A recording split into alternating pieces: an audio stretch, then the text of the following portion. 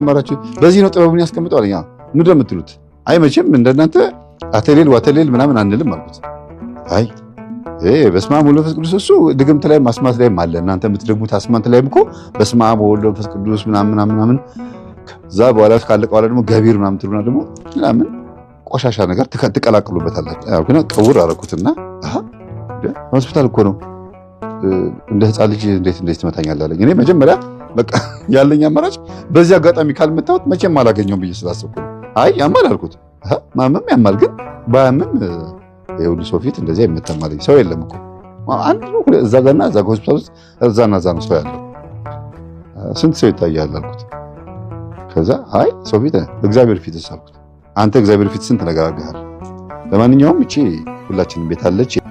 መስቀልም ነበሩ የሷ ደግሞ ከዛ ጭናትና እያልኩኝ ይሄ እናት አባቶቻችን መቁጠሪያ ነው እና በዚህ ጀርባዋን ቀጥቅጣ ከዛ በኋላ የሚሆነውን ታያለህ የሚፈጠረውን አልኩት።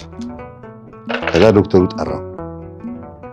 በጣም ተበሳጭቶብኛል ስለመታሁት፣ ግን እንኳንም መታሁት። የዛን ሰዓት የቀወርኩት መሰለኝ ዛሬ ላይ ገጠመኙ እንዲቀርብ ምክንያት የሆነው ዶክተሩ ጠራውና እንትን በቃ ተጨነቀ ዶክተሩ። አይ በቃ ጽንሱ ቅርታ እንግዲህ ለአባት ይሄን መንገድ ይከብዳልና እሷ እያለቀሰች ነው እና እንዴ በቃ ካልሆነ ይወጣ ሲል ጊዜ ወይ ይወጣ አለ። በቃ አይ እንደዛ ካልክ ተነጋገሩና አውጡት እንጂ ጽንሱ በቃ ተበላሽቷል አለ። ባልተራሳውን ምናምን አሳየው በስርዓቱ።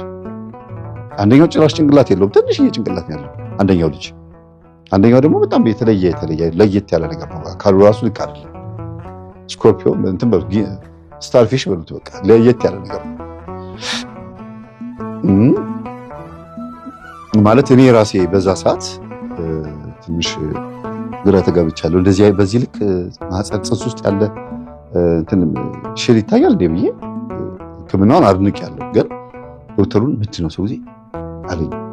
አይ አባት ነው ግን አለኝ። አዎ አይ ይውጣ ሲለኝ ጊዜ እኮ በቃ ካልሆነ ይውጣ ካለህማ በቃ አንተ አይመለከትህም እኛም አይመለከተንም አልኩት። ከዛ ልጅቷ በስንተኛው ቀን መሰላችሁ?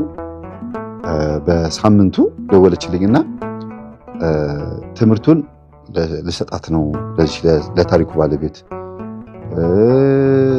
እንደገናም ደግሞ ለባሏም እንዲያዳምጥ ላደርግ ነው። ቤቱ ምናምን ሊስተካከል በቃ አጠቃላይ ለሁሉም ትምህርቱን ላዳርስ ነው። ውጊያ ልጀምር ነው። ጽንሱንም ደግሞ በቃ እኔ አልፈልገውም እንዲወርድ እፈልጋለሁ አለች።